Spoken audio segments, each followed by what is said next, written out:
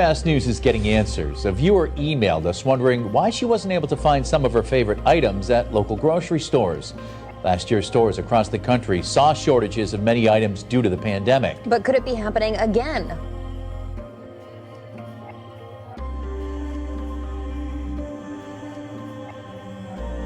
You guys, we are at Walmart right now and look at this shit.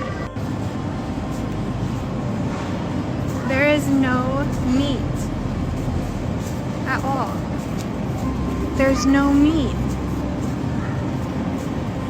What is going on? There's no chicken. What is going on? All the seafood is gone. What? The food supply chain is breaking. That's the warning in a full-page ad from Tyson Foods, released in the New York Times on Sunday. It comes after one of the country's largest meat processors closed a massive pork processing plant in Iowa because of a coronavirus outbreak. The letter from Tyson's president going on to say, there will be limited supply of our products available in grocery stores until we're able to reopen our facilities that are currently closed.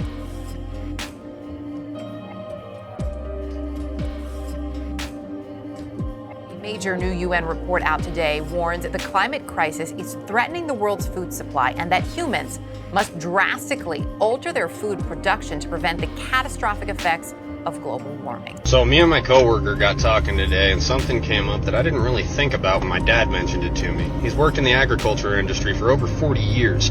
This year, farmers are being offered 1.5 times the value of their crops to destroy them. They're also being told by the federal government they will not receive subsidies for farming if they refuse to destroy their crops. What does that mean? That means that the farmer cannot afford to provide you with food based upon the taxes the government is levying on him if the government doesn't in turn give him back his tax money to provide you with food. Kind of a fucked up system, but that's how it works. And, well, they're not going to subsidize them if they don't destroy the crops. They'll pay them more than what it's worth, and they want them to destroy it, and they'll still get their subsidies. They're trying to create a food shortage. This is the container that was in the video yesterday, and we have unloaded the container. Freight is setting at ports. It is not moving, and we're talking ports around the world. Now, the freight that was on this container was shipped 37 days ago. This is that freight behind me. Somebody is intentionally hindering freight from moving back and forth. There are ports that are stacked. The directive is let it set. We are definitely going to experience shortages, the likes of which you have never seen.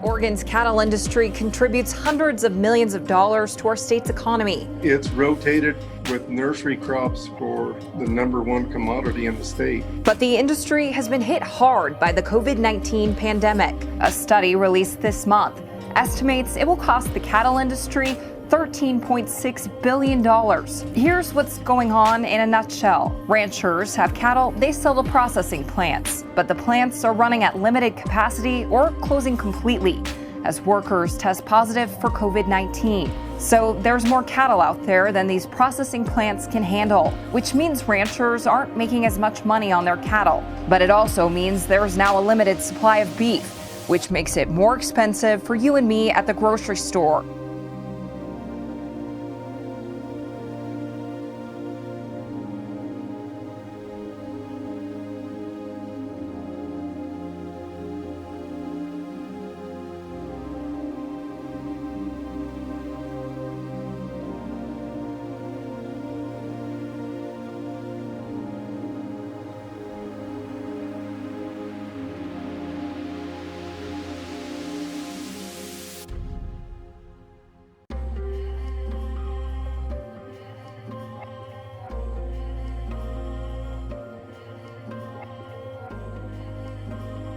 Heard about the government paying farmers to destroy their crops, I thought it was a load of bullshit. Well, lo and behold, we received our destruction notice the other day. So basically there was two options on how to destroy the crop. The government could fly on Agent Orange, or we could manually destroy the crop ourselves. Oh, we put too much blood, sweat, and tears in it to let them destroy it, so we decided to manually do it ourselves. Basically, it said if we used a lawnmower to destroy the crop, we could receive an extra $600 an acre. Something about the low carbon footprint or something. So that's what we're doing.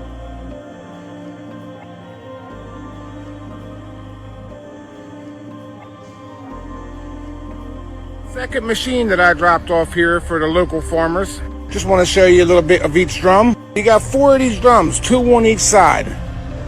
Now you can imagine the damage they can do, not counting the blade which you can set down. So this will be the first field that we take care of. So all we're going to do is mash everything into the ground. And then I'm going to go pick up some steel plates, lay them across the road plates, so we can get the machines over there, start on that farm. So the farmers got paid by the government. I don't understand what it's all about, but they got paid. Now they hired us to come in here and just destroy whatever we can. I don't understand how it all works, but we're already paid for a certain amount of time. You can hear the first machine already running out there. But when you hear them farmers saying they're getting paid to destroy everything, they ain't bullshitting y'all. Y'all better start paying attention.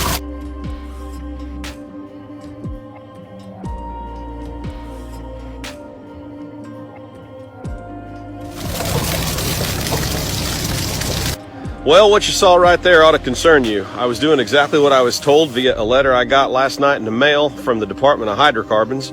They said in order to stabilize oil prices, they need a bunch of oil just dumped. And not dumped on the market, just dumped on lease roads and field roads and things like that. So I'm hooked up to that oil tank, going straight into my truck to get rid of it.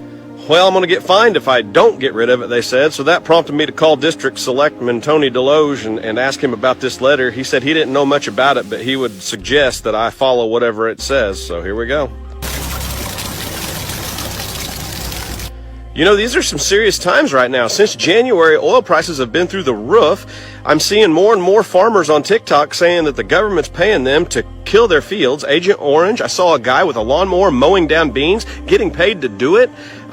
They're controlling food. Now they're going to control energy. I don't understand why this is going on. But I tell you what, if they control food and they control energy, what freedom do you have left? There's no water.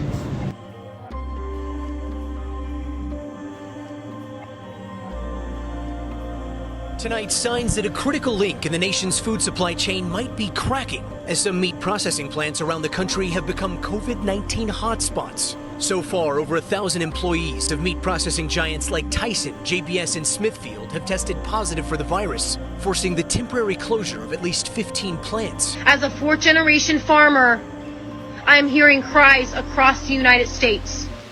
The Biden administration introduced the 30-30 bill. Why the hell does the government want 1.16 million acres in Nebraska? The food supply chain is breaking. That's the warning in a full-page ad from Tyson Foods, released in the New York Times on Sunday. So one of the things we're going to be talking about this week is the apparent fresh food shortage that's going to hit Europe and the UK over the next few weeks and months. There is plenty of fresh food being grown at the moment all over Europe. We have no shortages. Farmers have no shortages. There is an awful lot of fresh produce in the fields at the moment, as you can see behind me. This is purposely going to be bought in bulk and destroyed.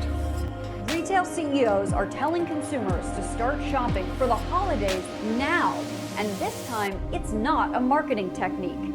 For the first time, there's a kink in every link in the supply chain. Right now, the federal government is offering farmers 1.5 times the amount that their crops are worth to destroy them. And if the farmers refuse to do this, then that same government will refuse to give them subsidies.